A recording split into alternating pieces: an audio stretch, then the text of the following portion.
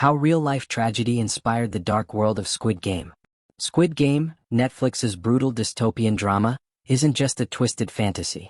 While not based on a true story, the series is deeply rooted in one of South Korea's most traumatic labor conflicts, the 2009 Ssangyong Motor strike. This real-life struggle, which saw hundreds of workers lose their jobs, face violent police suppression, and suffer devastating long-term consequences, inspired the fictional tale of Seong Gi-hun, Squid Game's troubled protagonist.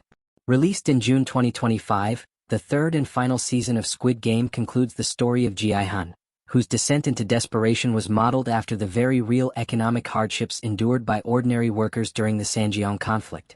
In a June interview with the New York Times, creator Hwang Dong-hyuk explained why the series resonated globally. "We touched something in the zeitgeist. The sense of urgency, the sense of crisis that weighs heavily on people's daily lives. It allows anyone to easily relate to Gi-hun." Hwang wanted to explore the harsh nature of economic inequality and cutthroat competition through a haunting metaphor: deadly childhood games. The show's core message, that ordinary people can be pushed to unimaginable limits under the pressure of financial desperation, isn't fiction. In fact, it echoes a particularly dark chapter in South Korean labor history. In 2009, the Ssangyong Motor Company, under the control of China's Shanghai Automotive Industry Corporation, SAIC, filed for bankruptcy. The resulting restructuring plan called for mass layoffs, leading to the forced resignation of over 2,000 workers. The company later announced an additional 36% reduction of its workforce, targeting nearly 1,000 employees at its Pyeongtaek plant. The workers didn't accept this fate passively. Around 900 factory workers began a sit-in strike that lasted an incredible 77 days.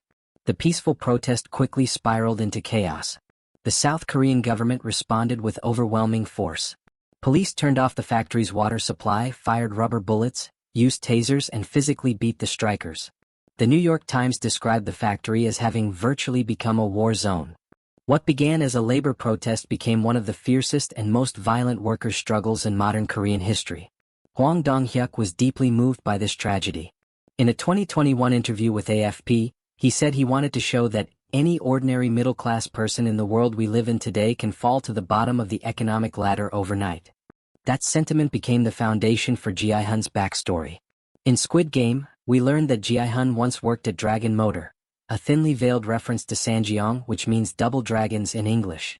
Just like in real life, Gi-hun and his fellow workers went on strike. A brief scene in episode 5 shows the violent clash with police, mirroring the brutality endured by Ssangyong employees. However, while the fictional Gi-hun got a second chance, albeit one marred by horrific consequences, the real workers faced grim realities. After the strike ended with a deal to save 48% of the jobs, many strikers were blacklisted, fined, and driven into debt. Labor Notes reported that 13 Ssangyong workers and their family members died by suicide between 2009 and 2011. An additional 30 workers took their own lives between 2009 and 2018, unable to recover from the social and economic fallout. Others died from stress-related illnesses. Their struggle was not just professional, it became deeply personal.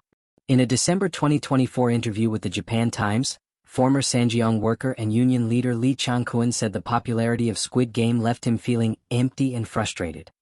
He lamented how the real suffering of the workers was reduced to entertainment for millions. "Many have lost their lives. People had to suffer for too long," he said. Chang-kwon described how the strikers were vilified, beaten even after falling unconscious, and labeled as failed men unable to support their families. The emotional scars ran deep. Chang-kwon also penned a powerful essay for Jacobin in 2021, where he drew parallels between the phases of the Squid Game and the stages of suffering endured by the strikers. "Out of the blue, we were left with no option but to squat at the factory," he wrote. "We first attempted to turn to each other to survive together. However, we were thrown into a life-or-death situation, often with no other option but to betray and dupe each other." Just like the characters in the show, he said real-life workers had to hurt their closest friends in order to survive. "Mistrust of our co-workers nearly outweighed our trust," he recalled painfully.